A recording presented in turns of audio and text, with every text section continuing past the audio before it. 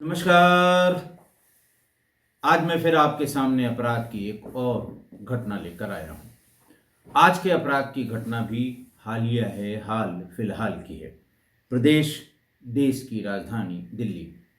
हुआ कुछ यूं कि 2 जनवरी 2025 को 2 जनवरी 2025 को दिल्ली के साउथ वेस्ट दिल्ली के जनकपुरी इलाके में कॉलोनी वालों ने पुलिस को ये शिकायत की कि धनराज के घर से बदबू आ रही है। इस सूचना पर पीसीआर वैन वहां पहुंची। घर के बाहर से ताला बंद था, ताला तोड़ा गया तो ये पाया कि घर के भीतर के बेड बॉक्स में एक महिला की लाश पड़ी हुई है, जिसका मुंह, नाक और कान, इन तीनों को टेप से बंद किया गया था। लोगों ने फौरन पहचान के बताया कि यह धनराज की पत्नी है। धनराज के बारे में पुलिस ने पता किया तो लोगों ने बताया कि अंतिम बार आज से 3-4 दिन पहले, 5 दिन पहले वो दिखाई पड़ा था। ओला उबर चलाता था, ओला उबर कंपनी में काम करता था और हो सकता था, मतलब इसमें शंका की कोई बात इसलिए नहीं थी कि कभी कभी वो 2-2, 3-3 दिनों पर वापस आया करता था। पुलिस ने लाश को पोस्टमार्टम के लिए भेजा। धनराज का मोबाइल फोन लोगों से लिया, अगल बगल के लोगों से, तो उसमें 29 तारीख की रात में 10 बजे तक वो मोबाइल चला, उसके बाद से बंद था। पुलिस का शक यकीन में तब्दील हो गया कि जरूर इसी आदमी ने, यानी जिसकी बॉडी मिली है, उसके पति ने ही उसकी हत्या की होगी। पुलिस ने उसको ढूंढना शुरू किया तो 3 जनवरी को थोड़ी देर के लिए ये फोन खुला और उससे एक यूपीआई पेमेंट हुआ। जगह थी आगरा। पुलिस जब तक आगरा पहुंची फिर वो फोन बंद हो गया। ऐसा लग रहा था कि वो दूसरा सिम इस्तेमाल कर रहा है। सर्विलांस के सेल ने उसका दूसरा सिम का भी, जब एक सिम में एक सेट में आप एक सिम डालें और वो चल जाए तो फिर उसका आईएमआई निकल आता है और फिर आईएमआई में कितने और सेट चल रहे हैं, कितने सिम चल रहे हैं, इसका पता लग जाता है। लिहाजा उसके नए सिम का पता लग गया। वो आगरा गया, वहां से लौटा, रात में ही जयपुर चला गया। 4 जनवरी की दोपहर वहां से भी लौट आया और फिर वहां से अमृतसर चला गया। पुलिस पीछे पीछे थी। 5 जनवरी को वो दिल्ली के रास्ते, मतलब दिल्ली के लिए अमृतसर से वापस लौट रहा था और फिर रास्ते में पुलिस ने उसको इंटरसेप्ट कर लिया, पकड़ लिया। उसके पास इलेक्ट्रिक कटर, आरी मशीन, आरी के जो तमाम नाप की आरियां होती हैं, उसके जो ब्लेड्स, वो ब्लेड्स, पॉलीथीन के 10-15 बड़े बड़े पैकेट, ये सारे सामान उसके पास मिले। पुलिस समझ गई कि ये किस पर्पस से अपने साथ आगरा से ले आया है। आगरा में वही उसी खरीद के पेमेंट के लिए उसने संभवतः अपना सिम लगाया होगा, यूपीआई। हालांकि अगर इंटरनेट चल रहा था तो यूपीआई पेमेंट हो जाता, लेकिन फिर भी अपनी समझ के हिसाब से उसने पुराना सिम लगाकर यूपीआई का पेमेंट किया था। धनराज से पूछा गया कि भाई ये ऐसा तुमने क्यों किया? तो उसने बताया कि मेरी पत्नी दीपिका एक स्पा सेंटर में काम करती थी। मैं ओला उबर कंपनी में टैक्सी भी चलाता था और कंपनी के लिए भी तमाम और गाड़ियों की जो वो होती है, जो उसका लेन देन होता है, उसका हिसाब भी कभी कभी ऑफिस में बुलाया जाता था, मैं करता था। और उसकी कमाई का सारा पैसा वो अपने इसी शराब की लत और तमाम और खराब आदतों में खर्च कर दिया करता था। उसकी पत्नी स्पा सेंटर में जाती थी और वो जो उसे पैसे मिलते थे, जो उसकी अपनी गाड़ी कमाई होती थी, उससे पूरे घर का खर्च चलाती थी। उसे ये शक हो गया कि एक ही समय सुबह 10 से और शाम को 8 बजे तक मैं भी काम करता हूँ, वो भी काम करती है। हमारा सब पैसा दारू में उड़ जाता है, मेरे पास पैसा नहीं बचता और इसको इतना पैसा कहाँ से मिलता है कि घर का सारा खर्च, सब्जी, तेल, आटा, बाकी चीज़ें, किराया, ये सब वही दिया करती थी। उसने फिर पीछा करना शुरू किया। वो उसके स्पा सेंटर पर भी जाता था और कभी वो किसी के साथ मिल जाती थी।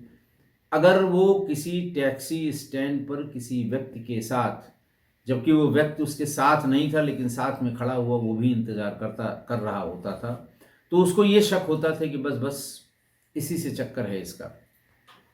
उसके दिमाग में शक का ये कीड़ा घुस गया कि इसके ज़रूर, ये कोई ज़रूर स्पा सेंटर में या तो कोई गलत काम करती है या फिर किसी के ऐसे संबंध है इससे जो इसकी फाइनेंशियल हेल्प कर रहा है। रोज़ शराब पीना उसकी आदत थी।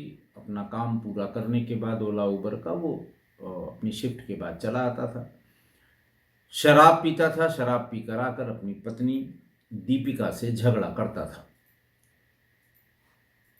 उसने बताया कि 29 दिसंबर 2024 को उसने शराब नहीं पी। वो तय करके आया था कि आज या पता लगेगा कि वो पैसा कहाँ से पाती है या मैं उसको मार दूंगा। आया, खाना उसने पत्नी ने बना रखा था, खाना खाया। खाना खाने के बाद सवाल जवाब शुरू कर दिए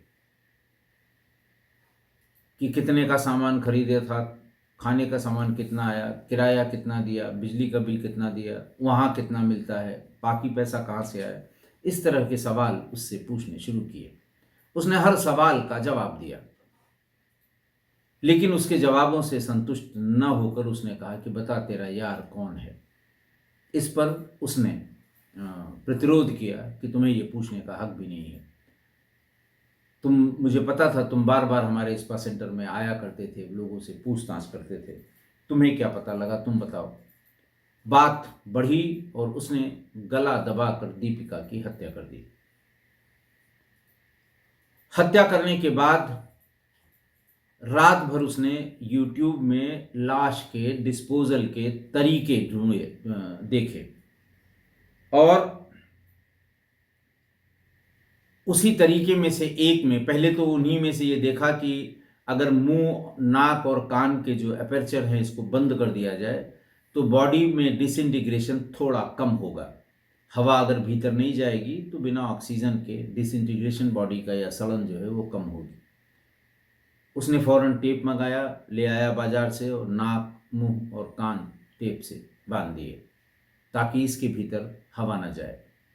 और फिर उसको सबसे अच्छा तरीका जो बड़ा इस समय प्रचलन में है, बॉडी के टुकड़े टुकड़े काटिए, पॉलीथीन में पैक करिए, अलग अलग जगह फेंक दीजिए। ऐसी बहुत सी घटनाएं 2024 में हो चुकी थी जिसका सार्वजनिक रूप से बड़ा प्रसारण हुआ था, टीवी पे, अखबार में, इन सब जगह हुआ था। तो उसे यही तरीका सबसे अच्छा लगा, लेकिन उसके लिए उसे इलेक्ट्रिक कटर या आरी चलाने वाली आरी,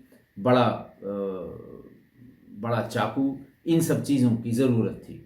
आगरा में उसने ये सब चीज़ें खरीद लीं। साथ में मोटी पॉलीथीन वाले बड़े बैग्स उसने खरीद लिए और उसको बांधने के लिए भी उसने जो मजबूत इलास्टिक वाले रबर बैंड होते हैं वो खरीद लिए। फिर उसे ये शक हुआ कि नहीं, पुलिस हमको ढूंढ रही होगी, हो सकता है आगरा तक पहुंच जाए। फिर वहाँ से वो जयपुर गया। उसे बराबर जब भी कोई पुलिस वाला दिखाई पड़ जाए तो उसे लगता था ये हमारा ही पीछा कर रहा है। फिर वो वहाँ से अमृतसर आया, लेकिन उसके दिमाग में ये चलता रहा कि मैंने उसको तो मार दिया, लेकिन जो उसके यार दोस्त थे उनको, क्योंकि वो हर एक पे शक कर, जिसके साथ वो दिख गई उसी पे शक करता था, लेकिन उसने 2 आदमी स्पॉट कर रखे थे कि हो न हो यही लोग हैं जिससे हमारी पत्नी का याराना चल रहा है। तो उन दोनों को मारना बहुत ज़रूरी है। पत्नी को मारने से बहुत ज़्यादा समस्या का हल नहीं होगा। मारना उन दोनों को ज़रूरी है जिन्होंने मेरी पत्नी को इंगेज कर रखा है, फंसा रखा है या उनको पैसे देते हैं। अमृतसर से वो ये तय करके कि सबसे पहले पत्नी की बॉडी का डिस्पोजल करेगा, उसके बाद फिर उन दोनों की हत्या करेगा और कोशिश ये करेगा कि उनकी भी बॉडी को किसी तरह से डिस्पैच किया जा सके। इस सब प्लान से, और इस बीच में जब उसने यूपीआई का पेमेंट किया तो पुलिस को उसकी लोकेशन मिल गई। फिर उसने चूंकि नया मोबाइल ले रखा था, सिम उसमें अपना पुराना डाला था, नए मोबाइल की आईएमआई मिल गई। उसने जितनी चीज़ें यूट्यूब में देखी थी कि मोबाइल और सिम दोनों बदल देने चाहिए, तो उसने मोबाइल और सिम दोनों बदल दिए, पुराना सिम निकाल कर जेब में रख लिया था और उस यूपीआई के पेमेंट की, हालांकि लगाने की ज़रूरत नहीं थी, वैसे अगर वो ऐप इंस्टॉल किया होता उसने यूपीआई का तो पेमेंट कर सकता था, लेकिन जो भी उसके दिमाग में रहा हो, उसने जैसे ही पुराना सिम लगाया, पुलिस ने उसका नया सिम भी पुलिस को मिल गया, आईएमआई नंबर मिल गई और फिर पुलिस उसकी लोकेशन ट्रेस करने लगी। जैसे ही वो अमृतसर से दिल्ली बॉर्डर तक पहुंचा, पुलिस ने उसे गिरफ्तार कर लिया। उसने ये पूरा किस्सा बताया कि इस तरह से उसे शक था कि उसकी पत्नी के लोगों से संबंध हैं, इसीलिए मैंने पत्नी को भी मारा और फिर उन लोगों को भी मारने के लिए वो अमृतसर से दिल्ली के लिए आया था। उसने ये भी बताया कि जब वो बॉडी को डिस्पोजल के चक्कर में परेशान था तो उसने अपने दोस्तों से मदद चाहिए थी कि काहे को इसको काटा पीटा जाए और फेंका जाए। अगर कोई गाड़ी वाला दोस्त हमारा मोटरसाइकिल वाला मिल जाता या 4 पहिए वाहन वाला, तो पीछे इसको लाद लेते और कहीं जंगल में ले जाके फेंक देते, लेकिन कोई भी दोस्त उसकी इस मदद के लिए तैयार नहीं हुआ। पुलिस ने उसकी सीडीआर से उन दोस्तों को भी बुलवाया और फिर दोस्तों से बात पूछी गई। दोस्तों ने बताया कि हाँ, इसने मदद की थी। उनको भी पुलिस ने पूछा कि जब तुम्हें पता था कि इसने अपनी पत्नी की हत्या की है, तुमने पुलिस को क्यों नहीं बताया।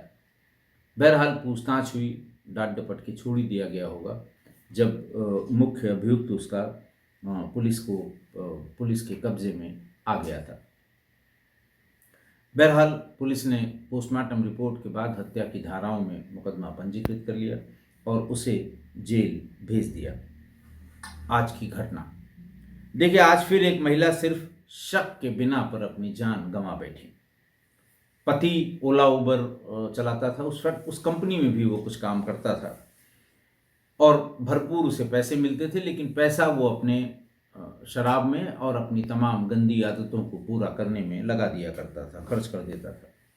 पत्नी स्पा सेंटर में काम करती थी, उसे जो कुछ मिलता था बचा के या अपना जो जैसे भी करके वो पूरे घर का खर्च चलाती थी, क्योंकि पति उसका वो शराब और बाकी चीज़ों में सारे पैसे उड़ा दिया करता था और वो अपने पैसे से ही पूरा घर चलाती थी।